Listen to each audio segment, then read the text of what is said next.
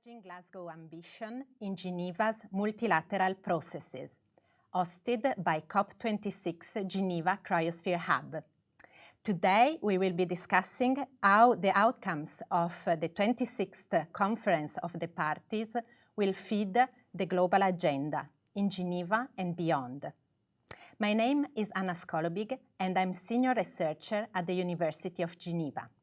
The university, through the COP26 Cryosphere Hub, is very pleased to host this event organized by Diana Rizzolio at the Geneva Environment Network, in collaboration with 10 partners, including international organizations, embassies, and research institutions.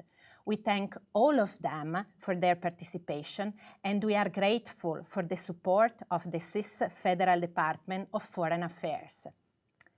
While negotiations at the Conference of the Parties in Glasgow are still ongoing to finalize an ambitious agenda to safeguard our planet, it is becoming clear that we have to stop thinking in silos and acknowledge the connection between climate change, human rights, economic prosperity, trade, health, and biodiversity.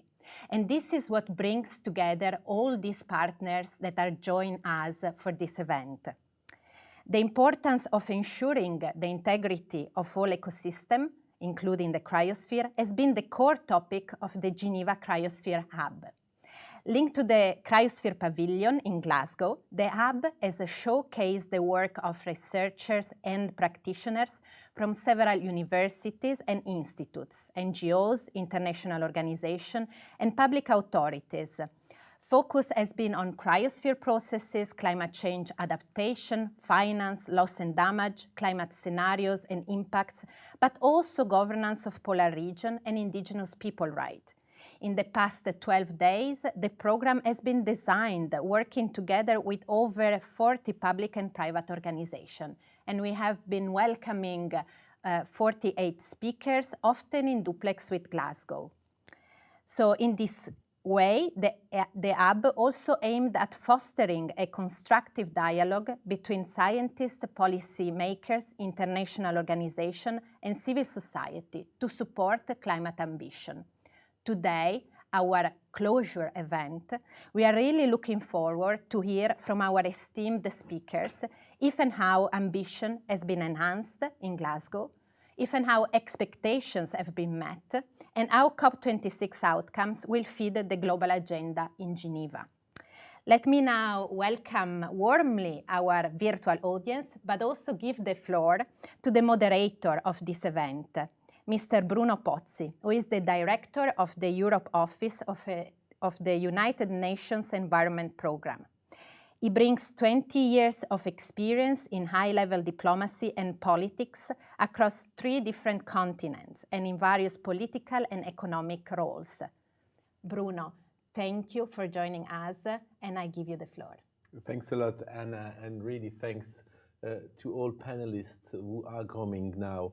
Going to take the floor in this very important event. As the hours are now flowing in Glasgow and the COP is coming to an end, we are also coming to the end of 2 weeks of intensive linkages between Geneva and Glasgow. And this is really important because what is decided, what is now negotiated in Glasgow will have an important impact on what we do in Geneva, and all actors of the International Geneva are mobilized to deliver their part so that together we really make a difference and act on what is really the challenge of the 21st century. Climate change is a topic that mobilizes us, that must gather forces together, and it is by the common action, the common agenda that we are building together that we will deliver the ambition of getting the climate change under control.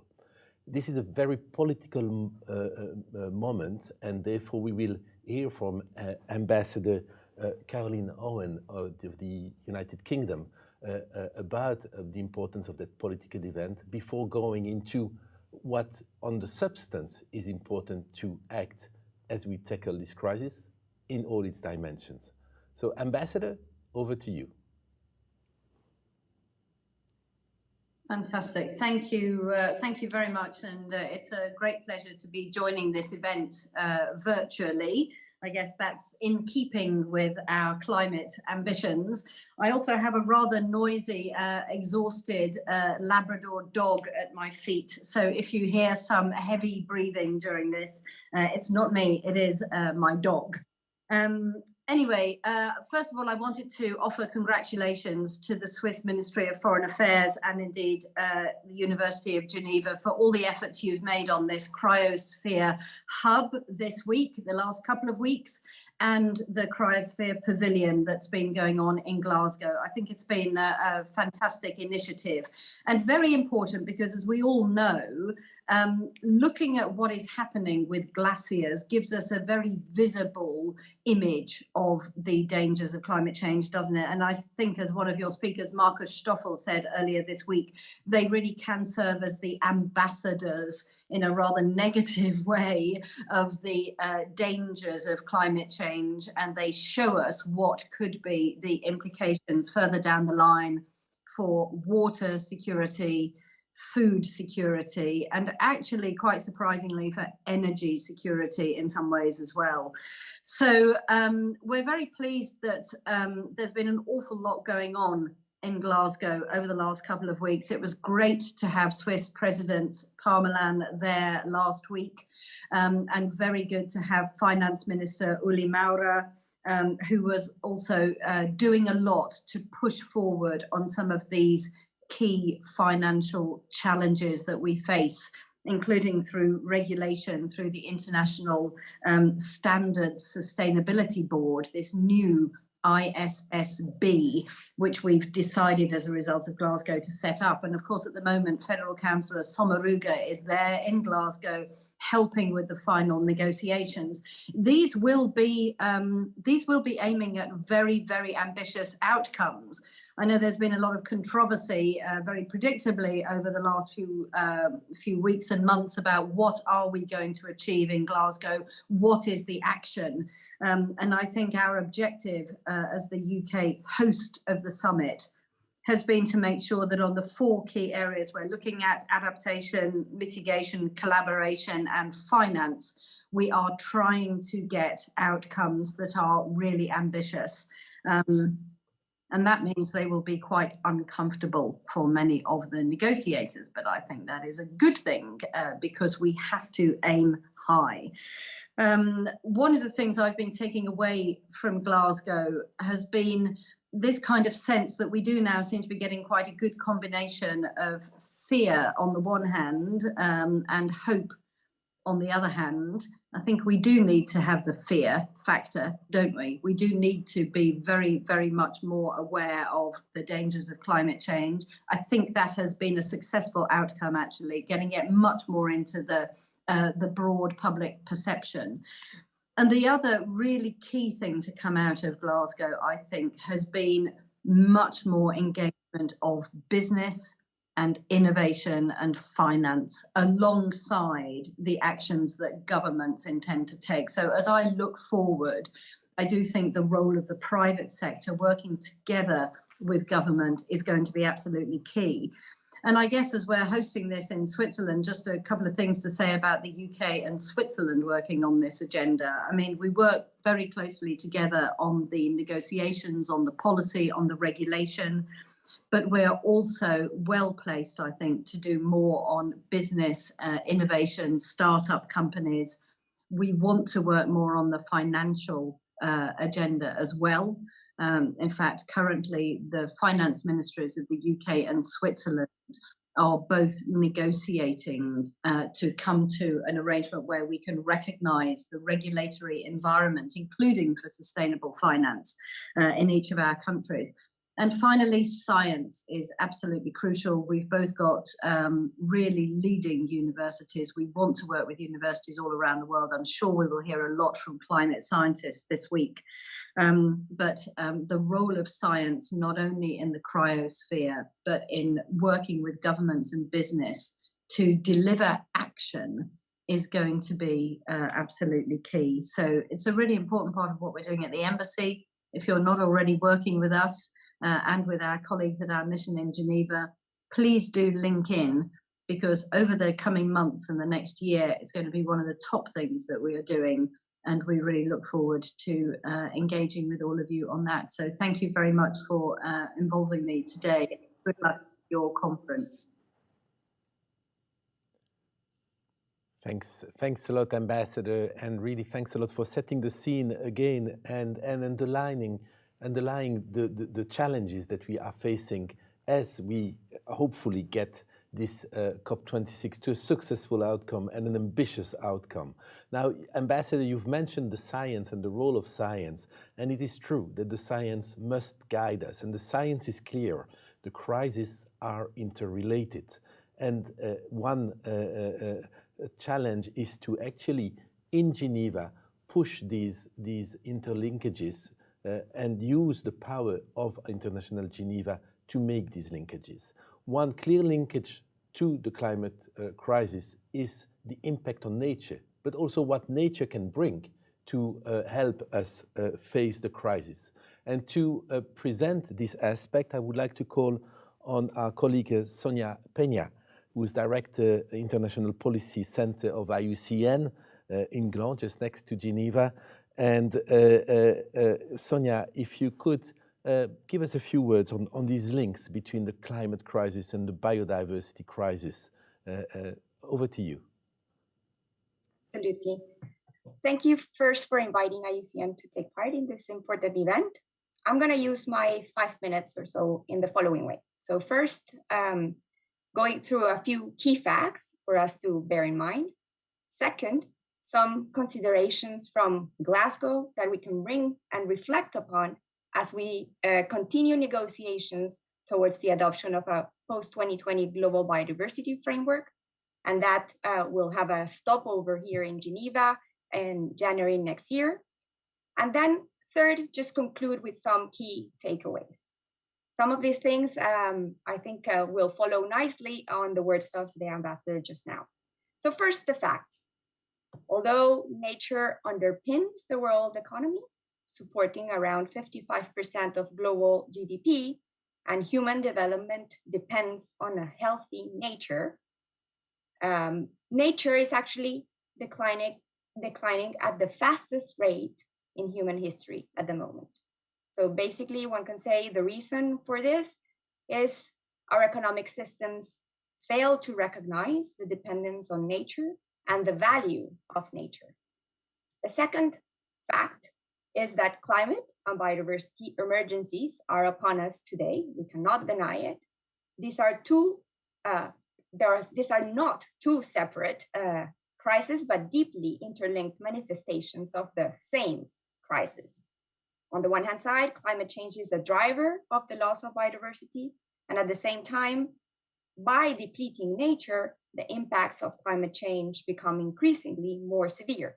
And we know about what those are: extreme weather events, warming, floods, etc. And third, the science is clear about the urgency to act. On the one hand side, we hear the IPCC, for instance, in the latest report, which underscores that unless there are immediate, rapid, and large-scale reductions in greenhouse gas emissions, limiting the temperature to 1.5 or even 2 degrees will be simply impossible. On the other hand, we see the IPBES, the Intergovernmental Platform on Biodiversity and Ecosystem Services in 2019, also ringing the alarm and saying 1 million species are threatened to extinction due to the loss of biodiversity or nature altogether. So let's turn then into the second part. From Glasgow, what can we take to Kunming when we meet next year, hopefully May next year, to decide on the adoption of this post-2020 global biodiversity framework, and with this stopover in Geneva in January. So 3 observations from me. One is the seemingly disconnect between the highest political level mandatories and their messaging and that of the negotiators. Let me explain. So there seems to be an inconsistency between the content of the high-level interventions, the ministers, presidents, etc., that we saw in Glasgow at the very beginning of the conference, that we saw coming out of the Ministers of Environment in the case of the first part of the CBD COP15 that took place in October, where you see again this disconnect. What comes from them is a very green messaging, whereas when you go to the practical realities of the negotiators, then that is not the case. So that's when I think the rubber hits the road, and we have to realize that there's how to bridge that disconnect. The second observation is this between the consensus-based decision making and the ambition level.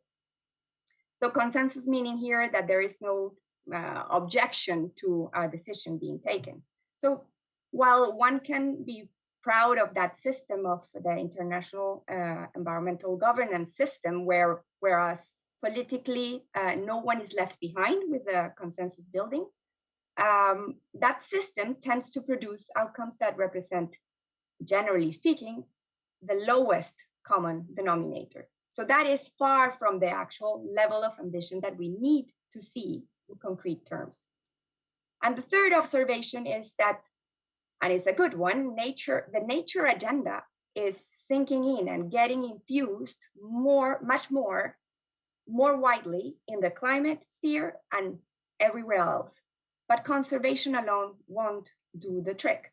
So colleagues in Glasgow have observed that this has been the COP at the climate level, where that nature agenda has been much more present. So we hear nature-based solutions, ecosystem-based approaches, biodiversity being referenced more thoroughly and more prominently in Glasgow. However, the success of both the climate and biodiversity spheres would only be possible if we converge various agendas. So coming to your observations, Bruno, at the very beginning. So for the biodiversity community, I think it is important to take the message that it is clear that focusing only on conservation goals alone won't help and won't do the trick. Actually, it will probably create a path to failure. Why? Because no matter how many protected areas you create, no matter how much of the percentage of the planet they cover, or how many species you protect, that won't do if the average temperatures increase due to failure to implement the Paris Agreement, and if nationally determined contributions, for instance, are not up to the level that we need them to be. So in January, when we meet in Geneva to further the negotiations under the Convention on Biological Diversity, to agree on this post-2020 biodiversity framework, that need for an integrated agenda needs to be crystal clear and infused into the negotiations. So no targets in the biodiversity sphere will be reached if they are left only to the biodiversity community to foresee them. So I will conclude only with a few takeaways. We have to move away from only, have to move beyond the financial pledges to action and action commitments to real and concrete action. We need urgently that concreteness and practicality in those high-level messages. So we hear a lot about enablers of implementation, capacity building, technology transfer, different forms of cooperation. However, I think that one of the main considerations, if not the most important one, is that of financial resources or the lack thereof. So just to give you a figure, current spending on conservation falls short roughly from 600 to 800 billion per year of what is required to meet the conservation goals or stop the loss of nature as embedded in the 2030 agenda. So if sustained financial resources are not secured, pledges are not maintained, to make sure that we may transfer our economies away from fossil fuels and that we invest actually in green investments, then there is no chance really of succeeding. So let's hold our breaths while we see what comes out of Glasgow later today or even tomorrow morning when the COP concludes. I leave it there and and thank you for the opportunity. Thanks a lot, Sonia, really, and really the way you put the climate crisis and the biodiversity crisis is so clear. And definitely we need to make peace with nature as we decarbonize.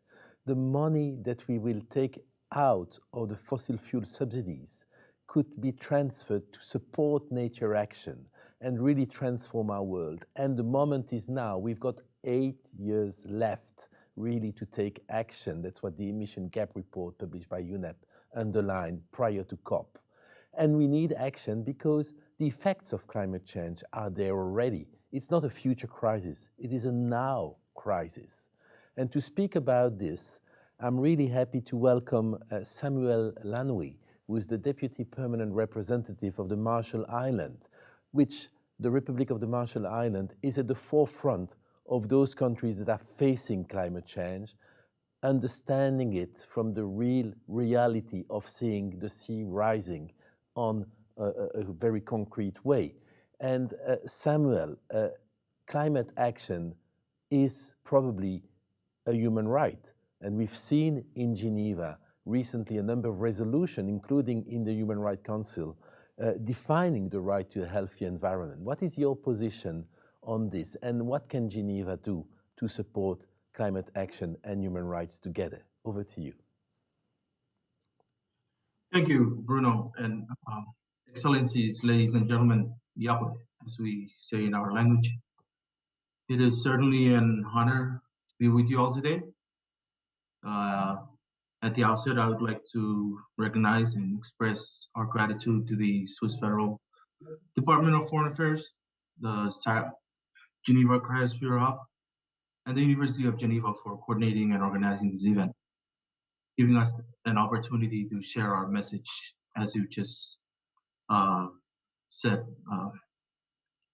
So without further ado, we remain thankful that during the last session of the Human Rights Council, the 48th session, concluded just last month, the interlinkages that we are discussing today between human rights and climate change, as well as the environment in general, were highlighted and recognized through the successful adoption of key resolutions, in our view. By way of background, in 2012, the creation of the special mandate on the enjoyment of a safe, clean, and healthy, sustainable environment was already an important step towards the recognition of the connections between the environment we live in and the impact it has on human rights. Further, at a time when massive challenges to ensure the very right, the special rapporteur on the environment has played a crucial role on climate change as well. But now we need a dedicated mandate given the specific environmental challenges and the crucial needs around the climate crisis. So in 2019, my country, the Marshall Islands, at the COP25 in Madrid, we called for the establishment of a mechanism in the UN system dedicated to climate change. We reiterated this at the Human Rights Council here in Geneva at the 44th session in 2020, last year in June, with the support of 14 other small island developing states and low-lying countries. And again, just recently, the Council in September 2021, we saw the adoption of the resolution calling for this mandate, the creation of this mandate of a special rapporteur on the promotion and protection of human rights in the context of climate change. A lot of this was largely in part the core group, the work of the core group that we had created, comprising the Bahamas, the EU, Fiji, Panama, Paraguay, Sudan, and ourselves. So utilizing that multilateralism space. Through the work of this special rapporteur, the international community's understanding of the climate challenges, the challenge that it poses to our human rights will improve by studying and identifying how the adverse effects of climate change affect the full and effective enjoyment of those human rights. This new rapporteur will provide better understanding and support for human rights-based climate action as far as we are concerned. He or she will help coordinate efforts at all levels to preserve a livable planet by coordinating consistent coverage of these impacts. Specifically, the focus will be on the adverse impacts of climate change, including sudden and slow onset disasters. As such, the special rapporteur will be able to identify existing challenges, including what was just mentioned, financial challenges, in states' efforts to promote and protect human rights while addressing the issue of global warming. And at the same time, also facilitating and contributing to the exchange of technical assistance, as was also mentioned, capacity building initiatives, international cooperation among all in support of national efforts, what's happening on the ground. As you mentioned, back home in the Marshall Islands, it's beyond real for us. So these actions and measures would comprise the mandated task of this special rapporteur. Doing so, we feel that projects can be achieved by collaborating with the special rapporteur on environment, as well as the special rapporteur on toxic waste and the special rapporteur on water. So there's that room for collaboration. Through this cooperation, links between these three issues, environment, climate change, and human rights, might appear that otherwise would not have been evident to a single mandate holder. The main task of this mechanism is the awareness raising to highlight the extent to which human rights are affected by climate change. And as the High Commissioner for Human Rights has qualified, climate change being the greatest challenge of our time, specific to human rights, and it becomes undeniable over the years that it will continue to have an enormous devastating impacts on the enjoyment of our rights. Therefore, developing frameworks in global climate action becomes progressively more important in our view, as we see the devastating impact climate change has on villages, communities, and in our case, our entire nation. So in our response to this phenomenon, advocating for the protection and advancement of human rights here at the Human Rights Council and elsewhere is fundamental. This could also be seen during the last council session with the adoption of that other resolution recognizing the enjoyment of a safe, clean, healthy, and sustainable environment as a right. Many more like-minded resolutions should follow, as well as national policies and efforts to curb emissions in order to save our planet from irreversible changes which are already occurring. So as the world, I would say, is more than aware, in Glasgow at the moment, while we're here discussing these issues, parties are in the last hours of negotiations around important issues under the Paris Agreement, such as market and non-market-based mechanisms, finance, loss and damage. And it is our hope that these outcomes will be informed by ambition and human rights and help step up further efforts in the fight against climate change. Whatever the outcomes in Glasgow will be, the mandate holder, the special rapporteur will have an important role to play. That is because if human rights are effectively reflected in the Glasgow outcome, it will provide the necessary entry points to engage. And if the outcome fails to deliver on human rights, the SR's role, the special rapporteur's role, will be as important as ever to uphold human rights in the context of climate change. Since the adoption of the Paris Agreement and the climate change impacts continue to worsen, climate change has clearly become increasingly the priority in many of Geneva's multilateral organizations, as we have seen. Pledges being made in Glasgow will undoubtedly directly affect the work done in the diplomatic circles across the UN system, NGOs, civil society organizations, and other bodies in Geneva. And hopefully will lead to many more adoptions of crucial resolutions at the Council, Human Rights Council. The new Special Rapporteur on Human Rights and Climate Change will break the silos that we have been talking about among institutions and contribute to tackling climate change in a way that is more consistent and rooted in human rights, more importantly. Both the two resolutions that I've made reference to in my intervention this afternoon, adopted at the last council session, were central in allowing a systematic, focused and comprehensive work which climate change should receive. So it is our hope ultimately that the momentum created over the last years around climate ambition, both here at the Human Rights Council in Geneva and whatever comes out of Glasgow in the next 24 hours or so, will continue to bolster the further collaboration among stakeholders in the years to come. I thank you all for your attention. Komotada. Thanks a lot, Sam. And really, climate action as a human right-based action and climate action as part of social justice. These are key messages that you bring to us, and I'm really thankful for this. For many years, and trade has been the engine of development.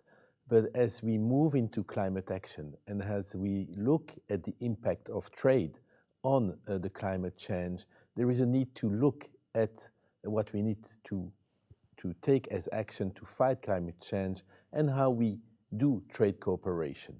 In Geneva, which hosts the WTO, we will have about at the end of the month the ministerial conference of the organization. But we have as well a number of organizations that look at the aspects of trade. To discuss this, I'm really happy to have Caroline Dierbierbeek with us, who is director of the Forum on Trade and Environment at the Graduate Institute in Geneva. Caroline, over to you. Wonderful. Thank you so much for the introduction and for the opportunity to be here today. You've made a great point that trade is very relevant to the climate agenda. Trade and trade patterns have a range of climate impacts. And we also know that climate impacts on trade and on supply chains, especially for those countries who are already feeling the impacts of the climate crisis. This affects their production. It also affects their trade and their trade infrastructure. And we also know that many climate policies, that countries are using trade policies to help them advance their climate agendas. And we need to also ensure that trade policies don't get in the way of ambitious climate actions. We have this set of issues on the table. Now, trade was not on the official COP26 agenda, but a number of trade and trade-related issues that have arisen at COP26 are very relevant to multilateral work here in Geneva. And indeed, if we're going to achieve the rapid, massive economic transformation required to meet the Paris goals, especially the 1.5 degree target, we will need to have trade as part of the picture. So the question is, what can we do here in Geneva to harness multilateral cooperation on trade and development to support climate action? And I will mention just quickly, there were two announcements at COP26 on trade. One was over 100 countries, including major producer and consumer countries, such as Brazil, China, the US, and the EU, signed a Glasgow Leaders Declaration on forest and land use, in which they committed to halt and reverse forest loss and land degradation. And part of that included an explicit pledge to new financing to protect forest ecosystems, but also a promise to promote trade and development policies that don't drive deforestation and land degradation. And also at COP26, a number of 28 different countries published a joint roadmap for cooperation on trade in forest and agricultural commodities. And this was part of the UK-led Forest, Agricultural and Commodity Trade Dialogue, which was a key UK initiative related to COP26. So we've got, one thing that COP26 came out is this emphasis on forest and forest supply chains. But there'll be many questions in the trade context about how trade policy can support that, how we can ensure these kinds of pledges are actually implemented, and do we ensure accountability? And these were also linked to WTO discussions on issues such as sustainable agriculture and sustainable supply chains. We also have a potential outcome in the Paris Agreement. There's language, at least this morning, on phasing out unabated coal and inefficient fossil fuel subsidies. We have the launch of the Beyond Oil and Gas Coalition there, which is trying to end, have countries pledge to end production of fossil fuels. And at the WTO, as I'll get to in a minute, there is also work on this topic of fossil fuels. So they're just some specific things that we see that are trade related. But more broadly, COP26 has underlined three key priorities to which the multilateral trade cooperation system can contribute. So one is around, obviously rapid decarbonization to reach the 1.5-degree goal. And we will have to look for ways that trade related policies, trade and trade policies support the achievement of that goal. Part of that's ensuring that countries have access to the most cutting edge technologies, goods and services that can help them decarbonize, whether that's around energy efficiencies or renewable energy technologies and so on, and services related to those. But we also need to ensure that the push for decarbonization doesn't marginalize developing countries. They have a strong interest, obviously, in being competitive in this green global economy. And so they will need to think hard about what kind of trade-related finance, aid for trade, access to technology, and so on that will be necessary for them to compete effectively. A second thing which I've just mentioned is around, there's been this emphasis at COP26 on climate finance. And I think here there's a really critical issue of making sure that developing countries have access to climate finance that will help them also be competitive in terms of trade in this greener, decarbonized global economy. And that will link also to trade finance. And then the third area is this emphasis at COP26 on adaptation as being central to the climate agenda. And there's also an important set of trade issues around adaptation. So for many countries, it's not just that they need access to goods and services for mitigation, but also to help them in their efforts to adapt to climate change.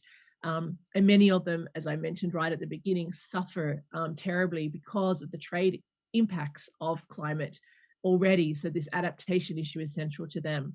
So just very quickly looking forward to MC12, which Bruno mentioned, we have a great opportunity for MC12 for ministers to affirm the importance of climate action. Hopefully they will do that in a ministerial outcome document at MC12 and commit to cooperating in ways that are consistent with WTO rules, but really drive forward a climate friendly trade. They can emphasize the role of the WTO's Committee on Trade and Environment in that respect.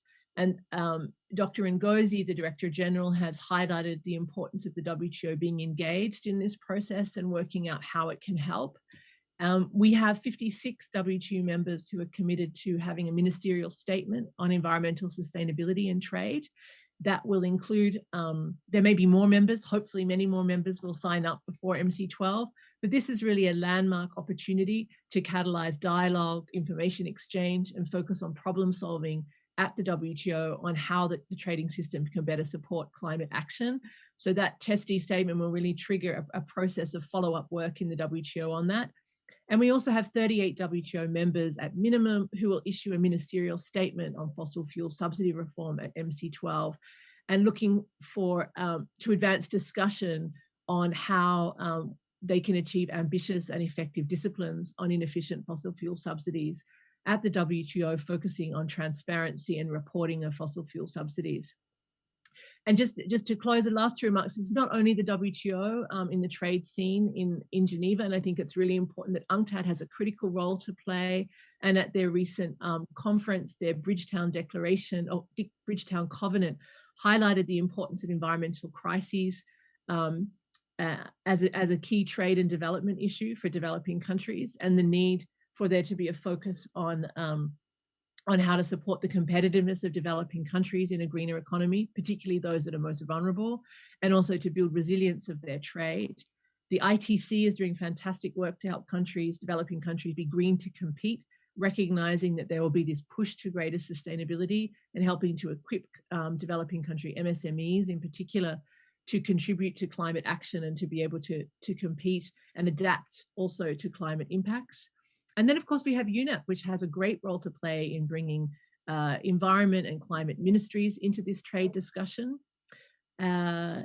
And I think, I'm sure Kamal will talk about this, but the ILO can be part of this story as well, because one of the key challenges will be to make sure that we have a just transition as we're trying to move the trading system to greater sustainability and climate action, how to do so in ways that are fair and bring the poorest and vulnerable communities along the way to help in that. I think I should probably stop there, but I hope that's an interesting and useful landscape of how the trade community here in Geneva is relevant and the role that multilateral cooperation can play. Thanks a lot, Caroline, and really important to see this adaptation, as you said, and how trade can be an engine of the transformation and of the adaptation. And to discuss this indeed and how we transition to just and greener economies, I would like to invite Mustafa Kamal Guay, who is the Global Coordinator on the Green Jobs Program at the ILO, the oldest international organization in Geneva, which is, thanks to Kamal, also forward-looking to the transformation, the needed transformation of our labor market and how we transform, because transformation is the key element to tackle climate action. Kamal, over to you. Thank you very much, Bruno, and I appreciate the opportunity for the ILO to join this conversation. I just wanted to start by saying that, as you've rightly pointed out, the transformation to low carbon and climate resilient economies will have drastic implications in our economic systems and in labor markets. And this is very important because we know that jobs and decent work depends to a significant extent on healthy ecosystems and a stable environment. We find that not less than 1.2 billion jobs depend on well-functioning ecosystems. Now, what we know also is when it comes to the climate challenge, inaction is not an option for the world of work. When we've just measured the impact of a continued warming leading to heat stress on labor productivity, occupational safety, and health, we find that on average, the world would lose about 2% of working time by 2030. So with that, it is almost 80 million full-time jobs that might be lost. Now, the other side is the positive narrative. We find in our policies that countries going ahead to implement the objectives of the Paris Agreement in the energy sector only, with energy efficiency, renewables, and electric vehicles, can deliver some 24 million additional jobs by 2030. So we are on a positive narrative. But we know there are going to be displacements of employment, there will be loss of income, and some unavoidable damage. And this is why this agreement on climate change recognizes the imperatives of a just transition and the creation of decent work as being essential aspects of climate action. And this is also why at the ILO in 2015, our tripartite constituents adopted a set of guidelines for a just transition towards environmentally sustainable economies and societies for all. So that provides a framework looking at a range of labor market policies that can go hand in hand with climate policies so that we marry the decent work agenda with the environmental sustainability agenda. Now, I just wanted to mention that as we are now in an economic crisis, with this COVID pandemic still persisting, we found that if countries were to invest in green recovery, what we've done with our partners in the Partnership for Action on the Green Economy with UNEP, UNDP, UNITAR, and UNIDO, that there is a potential for some 20 million jobs to be created in a green scenario. Now, I wanted to just turn a little on the COP26. I just returned last night from Glasgow, where I was following the discussions on response measures. I just wanted to start by saying that one of the very positive outcomes of the COP is the Just Transition Political Declaration that the UK COP presidency launched on the 4th of November. And I just wanted to congratulate Ambassador Owen and the COP presidency, because that is a very important move, and it has rallied a number of countries, but also multilateral and regional development banks, and which is critical because of the need for financing for a just transition. Now, if you look at the negotiations as it stands, we see that there has been quite useful progress in the context of the discussions on the under the forum, the improved forum on the impact of the implementation of response measures, which is the venue of the COP dealing with decent work, just transition, and economic diversification, and that's very encouraging. However, we find that there is a little disconnect between the Paris language on just transition and decent work with the other areas of negotiation. When it comes to adaptation to climate change, when it comes to Article 6, when it comes to loss and damage, there seems to be a disconnect. And as we speak, my team, the team are still on the ground trying to advance language on decent work and just transition, but it has been proven difficult. So I think there is some work we need to do back with the negotiators and countries to make the point that the Paris Agreement does not confine decent work and just transition to response measures. It has to be applied across the implementation of the agreement, including in Article 6. Now, this is not the only negative point I wanted to end with. I wanted to say that countries have been putting forward their NDCs and raising the ambition. And the good news is that some 49 countries have at least recognized decent work and just transition at least as important in their climate action. So we very much look forward to working with those countries to advance their action. And to end, as we speak right now, the ILO governing body is meeting, and they are considering various options for the ILO to provide further guidance on just transition, including a possible normative action in this area, which would be quite critical and timely. So therefore, that connects us back with the agenda in Geneva, which we are following very closely. And we hope that with the further guidance coming from the ILO tripartite constituents, we will be able to bring a much significant contribution to the climate agenda, delivering decent work and ensuring that there is a just transition for all. So Bruno, I'll be stopping here and looking forward to any further discussions. Thanks a lot. And really, you've put the transition at the center, but a just transition, as you said, and it's really needed as we mobilize stakeholders, as we mobilize finance, and as we change our way of consuming and producing. We need this just transition because climate change is already a crisis that affects the most vulnerable in society, and therefore the transition must take them into account. No one can be left behind, as you said. And this is the political consensus that we're pushing inside the multilateral fora in Geneva and elsewhere, and we will continue to do this. And we continue to do this because we are informed by science. For 30 years, now that we've got some political consensus emerging that yes, there is a climate crisis, yes, we need climate action.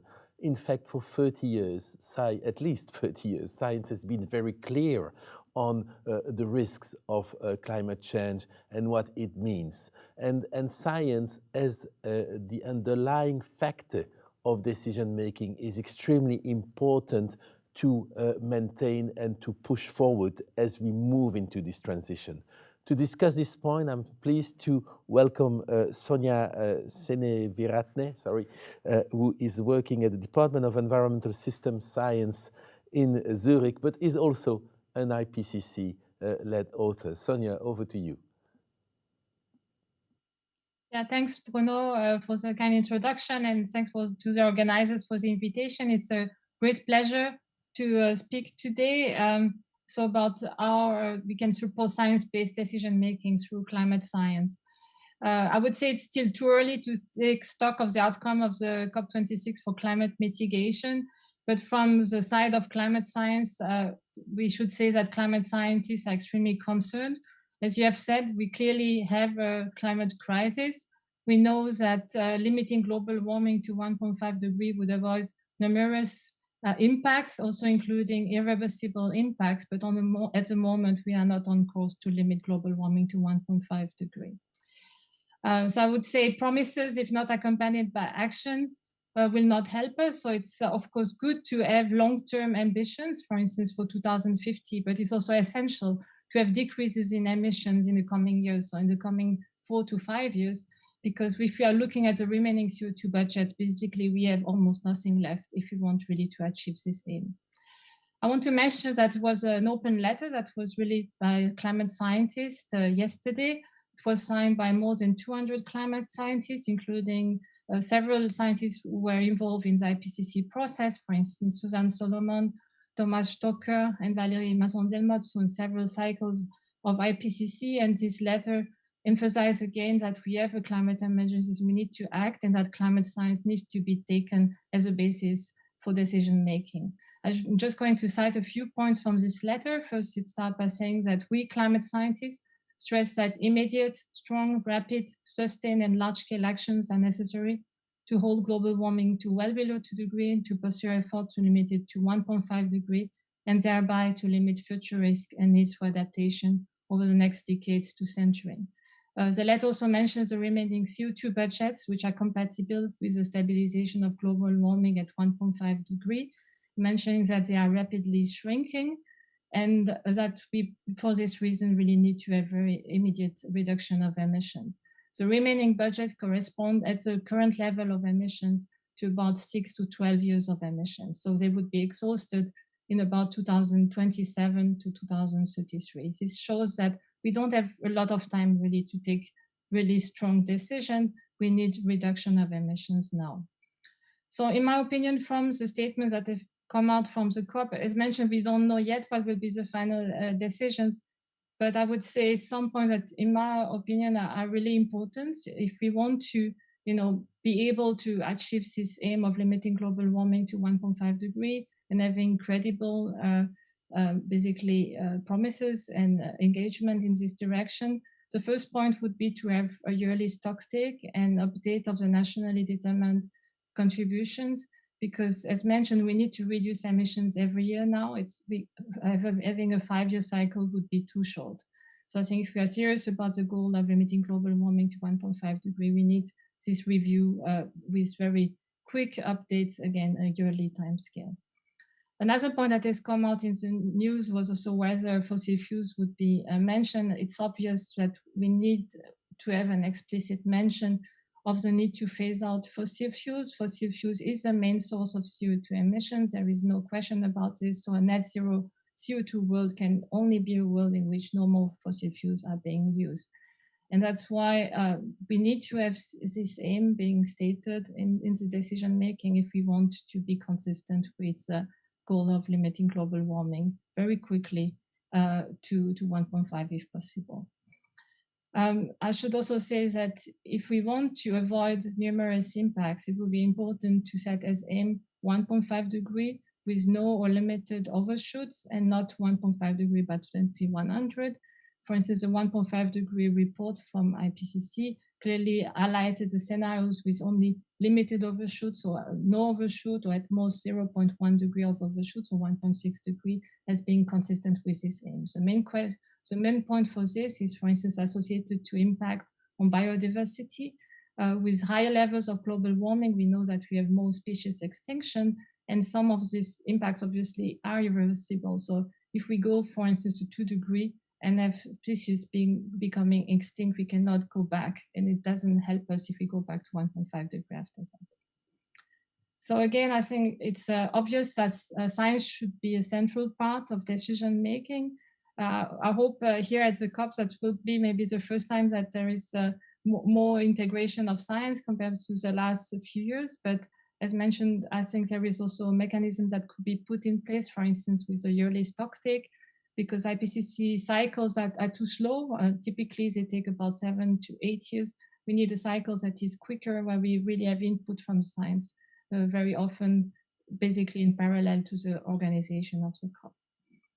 So there will be 2 more reports from the IPCC cycle that will be published next year, also the synthesis report, but I don't think we should expect any change in message, maybe if anything, even a clearer sign of the emergency. There is, all the signs are showing that basically climate change is happening now, is having substantial impacts, and also already leading to major consequences. So I would like to thank you again for the organization of this event. I hope also that this can be maybe the start of a fruitful exchange between science and policy making, and we should have more exchange of this type in the future, again, because we have an emergency. Thank you very much. Thanks a lot, Sonia. And this interface between science and policy is essential and is really guiding us all in Geneva. But you mentioned as well that as we rise the level of ambition, this ambition needs to be informed by science, but transformed into action. And the accountability that we have to put on the decision makers is extremely important. And civil society is playing an incredible role in making this accountability real, before the COP, during the COP, and after the COP.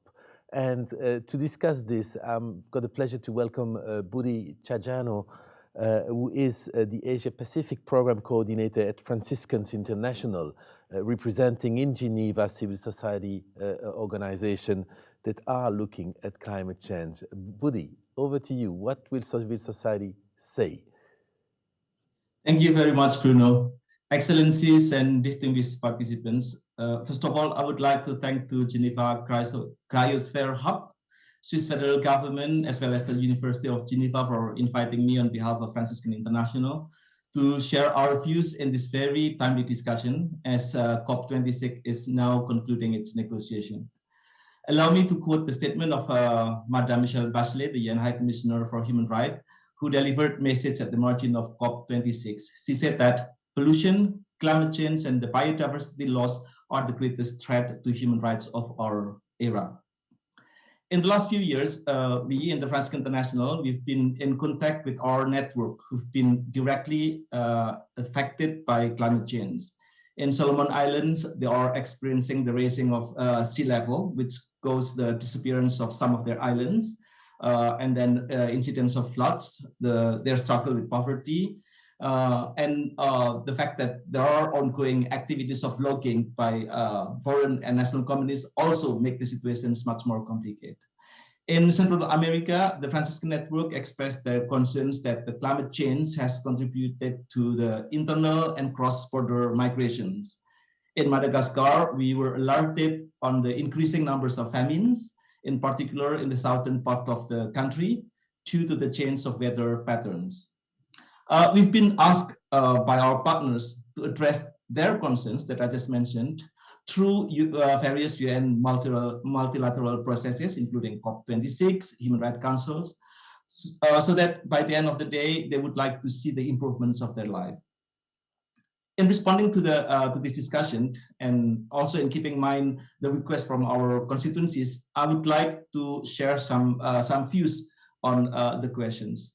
One of the key questions for us is, first, ensuring inclusive participation in all processes. Ensuring the participations of the affected communities or the organizations that bring the concerns of the affected communities is very critical. It is not only to a legitimate process, but also because effective participation, including access and ability to contribute, is an imperative to push beyond the lowest common denominator and toward meaningful outcome in all processes. However, it is very unfortunate that this is not the case for the current, for example, COP26 process. While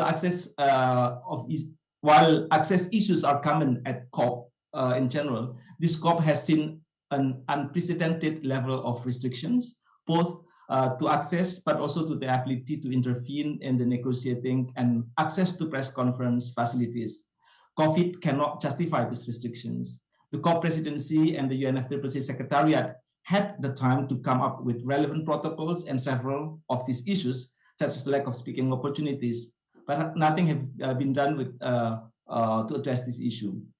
Just to give you a concrete example on what's happening in the COP, at the current COP, during the negotiations of climate Action for Climate Empowerment, ACE, the CSO cannot have access to speak during the negotiations. As a result, the human rights safeguards or the human rights languages now are not included in the final text. And this is really, really regrettable. Once again, for us, the inclusive participation of civil society is paramount, not only in the COP processes, but also in all UN processes. The second is about ensuring policy coherence at all levels. For us, it is very important to advocate for the policy coherence at all levels for the UN member states, but also within the UN system. We need to ensure that each discussion or negotiation is not a standalone process, but they are interlinked and interconnected. The different global processes should be accountable to the people, because at the end, we need to ensure that all these processes should be able to be translated into concrete actions at the national and local level. Then they should bring improvement for the life of the people, the real improvement of the life of the people. I would like to commend the delegation of the Republic of Marshall Islands, who mentioned about the establishment of the UN Special Rapporteur on Human Rights and Climate Change, that was first publicly pronounced in COP25 in Madrid/Chile. And as you know, that civil society have been working on that issue for years, since around 2009. And I also commend the collective work done at the Human Rights Council for the adoption of the resolutions on the global recognitions on the right to clean, healthy, and sustainable environment, where several UN agencies provide strong support, including the leadership of UNEP.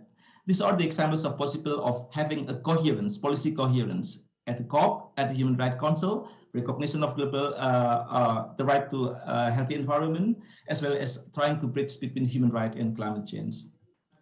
However, there are much more things still to be done. Again, at the current COP26 negotiations, we see some incoherences of the position of several states. Some states that consider themselves as human rights champions by taking clear position to ensure the human right and environmental safeguard in the negotiations of the operational paragraph of Article 6 of the Paris Rulebook. However, their positions are not much similar, or they are not very supportive when we talk about scaling up their ambition. So there is contradiction, because we think that human right protection, environmental safeguard cannot be achieved if they don't scale up their ambitions.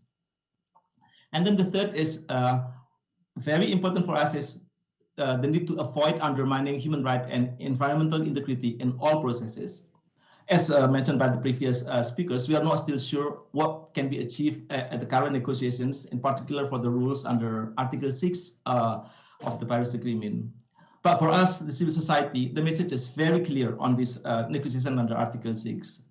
Human right-based social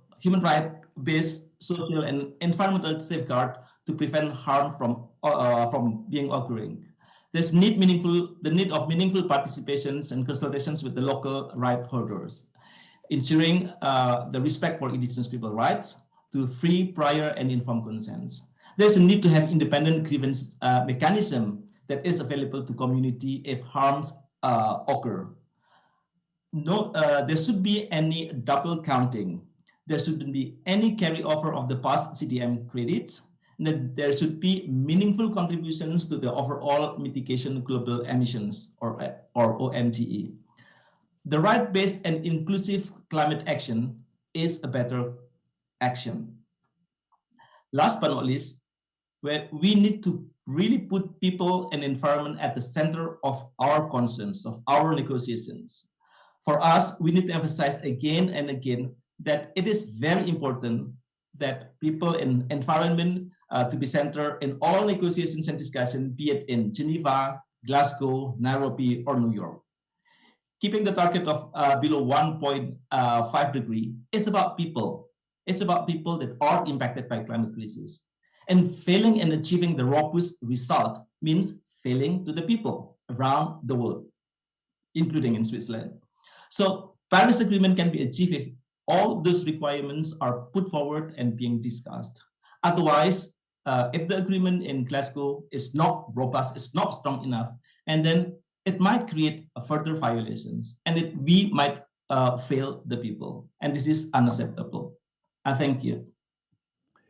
Thanks a lot, Woody, and thanks for really, once again, summarizing the challenge that we have. And I was thinking as you were talking, people, planet, prosperity, they cannot be de-linked.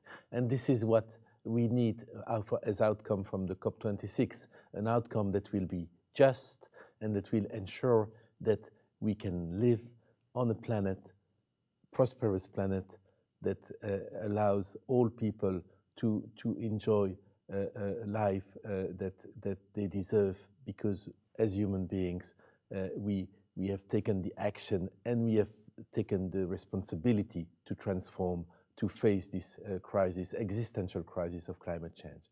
We've taken a bit more time than foreseen, but look, the challenge is so gigantic that you will bear with us, and it's good that we continue a bit over time. But I would like to invite, for conclusions, His Excellency Ambassador Stefan Estermann, who is the head of the Prosperity and Sustainability Division at the Swiss Federal Department of Foreign Affairs, to give us closing remarks. He will be followed by Gerline Pfliger, who is Associate Professor of the University of Geneva, and bringing you two together, Ambassador and Gerline, is important because you hosted and you organized this hub here in Geneva, bringing Glasgow and Geneva together. And this is such an incredible achievement, and we will continue here in Geneva after this. But Ambassador, over to you. Thank you very much, dear Director Pozzi, for these words. I would like to also very warmly greet Ambassador Owen. Dear Jane, you are representing the country that is presiding over the COP26. I'm very honored and glad that you are here. Excellencies, ladies and gentlemen, and dear colleagues, a very warm greeting and welcome from the Swiss Federal Department for Foreign Affairs to you in Glasgow at our Cryosphere Pavilion, in Geneva at the Geneva Cryosphere Hub, and wherever you are behind your computers and iPads and iPhones. Discussions in Glasgow are ongoing. I'm in constant contact with my colleagues that are part of our negotiation team. A final document has not yet been adopted, and there are still some very important issues that are being debated, including things like climate finance for developing countries, transparency rules, reporting rules, carbon market rules, and also the so-called cover decisions that are going to give hopefully a general direction to what will be decided in Glasgow. There are 197 countries that have to give their agreement. This is no easy thing. Anybody who knows multilateral negotiations knows how difficult this is, but there is no way around. We do need consensus, because everything else would be just words and not really worth the paper. So the only way is really the painful way, and that is achieving consensus among all countries. That's just to tell you how important this kind of dialogue is.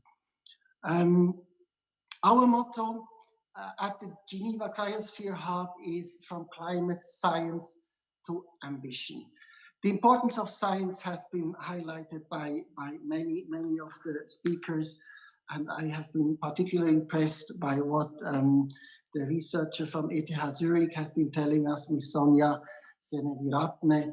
Science is really the basis, and I think the climate crisis really showed us that diplomacy and science have to come closer, have already become closer. The draft decision that I have in front of me, the decision 1/CP.26, actually mentions science in its first chapter.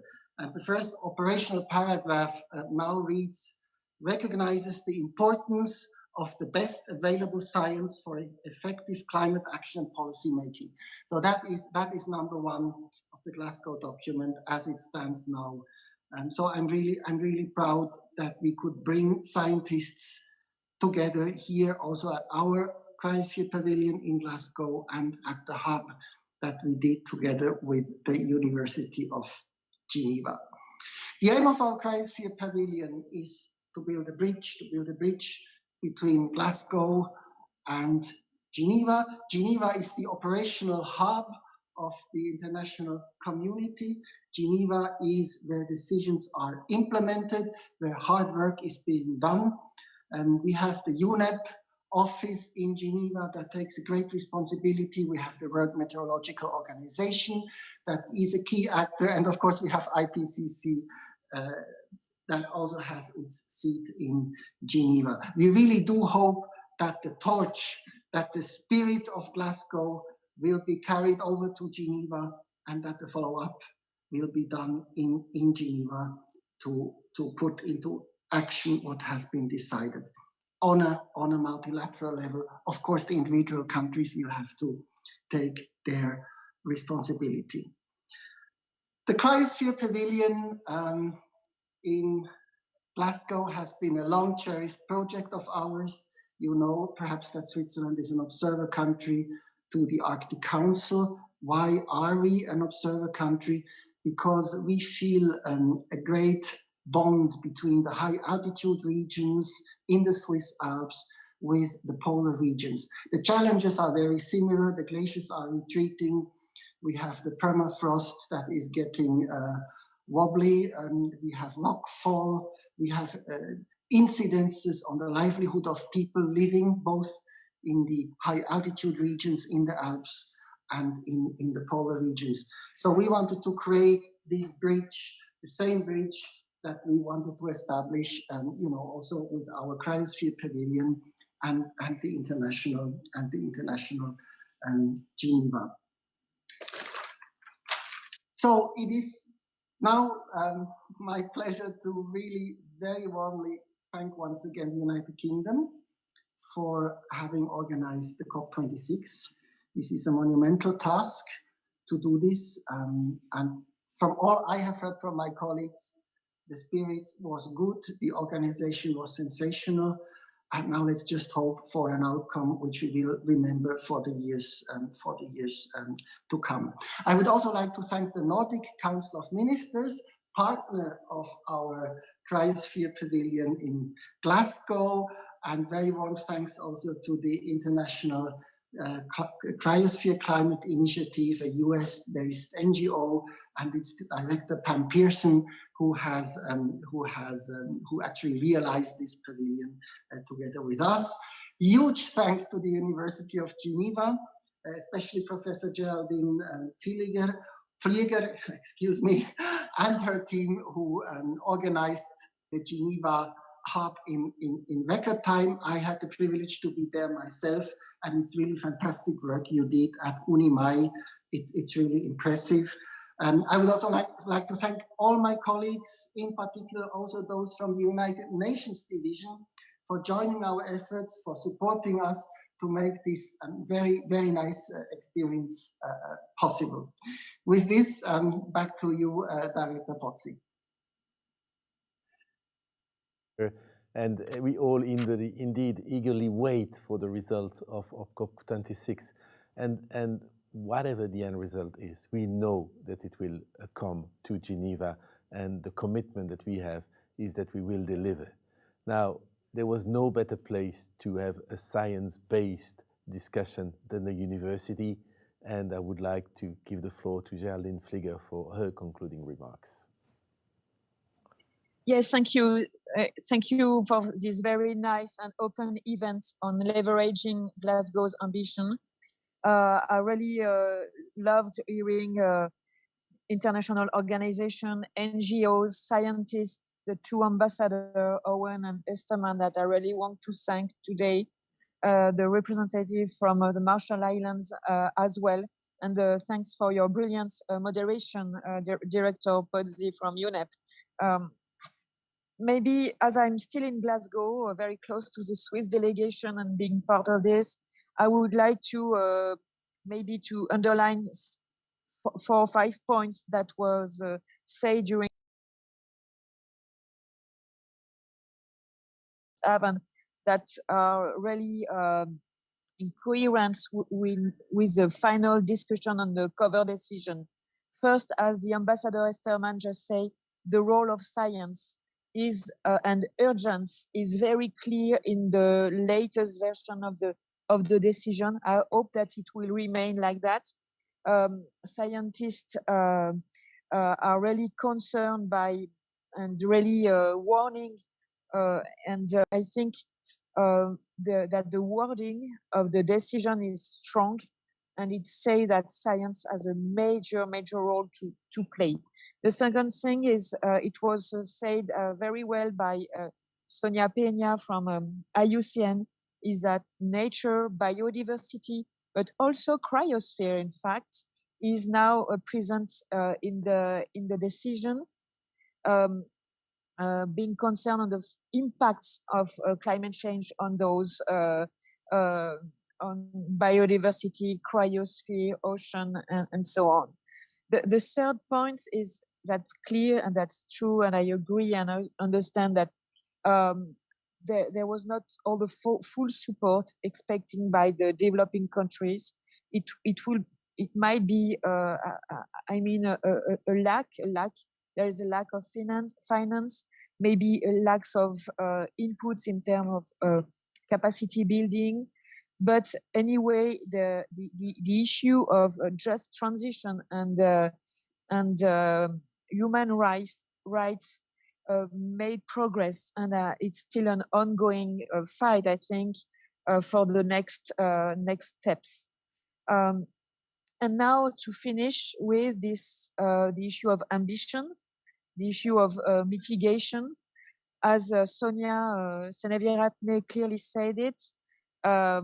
For the moment, the level of contribution, of commitment, of pledges of the different parties, it's not enough to respect, to be in line with the 1.5 degree limits. There have been some progresses, mainly on the 2050 net zero goals. There are some progresses, but in the near term, and I know that the near term is a very important topic that was set in the last emission gap report from UNEP. The near term is still not on track. We are still not on track with a 1.5 on a 2030 time horizon. So there is lots of work to do still to work on those pledges, and moreover, make those pledges credible. And there will be another fight, another work to be credible and coherent at the national scale. And there will be lots of work at those national scales. So it's an ongoing process. We are waiting for the cover decision, but several ambitions will still be in discussion tomorrow, this evening, tomorrow, and in the next months, just to leverage again ambition. But anyway, it was a great experience, this Geneva Cryosphere hub and the Cryosphere pavilion here in Glasgow.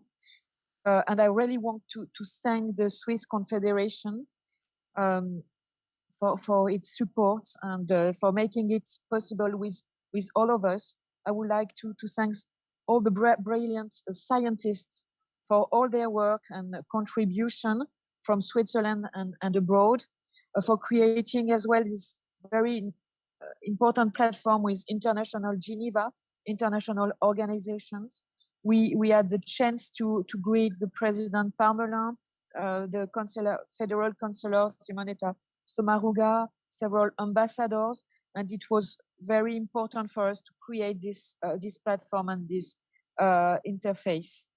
To finish, I would like to thank Grégoire Hauser, Stéphane Rourti from the Federal Office of Foreign Affairs, Pam Pearson and Heidi Severus in the Cryosphere Pavilion here in Glasgow, Anna Skolobig and Candice Sivon, and all the extended team from the University of Geneva. And I would like to thank as well my fellow colleague Marcus Stoffel for coordinating with me all the scientific program. So as soon as we are waiting for the cover decision right now, as I said, there are several ambitions in discussion. It's still a process of negotiation, but see you soon, because the road is paved, but still long, this road. And we need to stay together, united, networked between science and NGOs, international organizations, to continue pushing for leveraging ambition. The clock is still ticking, just to rephrase my colleague Markus Teufel almost 2 weeks ago. The clock is still ticking and it won't stop. This evening or tomorrow, we still need, and we will still need to intensify our mobilization in each of our role. So see you soon in Geneva or in the next climate and climate conferences. Thank you. Thanks a lot, Geraldine. And with these words, I think we're going to conclude this discussion, this panel. Thank you so much to all panelists for being with us, for going through this important agenda.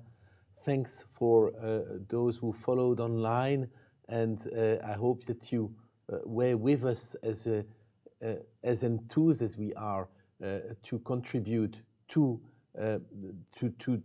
solving this climate crisis, which is a human-made crisis, and therefore the solutions to this human-made crisis are to be found by ourselves, for us, for the next generations, and for our planet. There's no planet B, as we know, and we need to be united and stand united in Geneva, in Glasgow, and elsewhere to really tackle this challenge of the century. Thank you so much, and let's cross fingers that the result in Glasgow is up to the expectations of the world. Thanks. Bye, everybody. Thank you.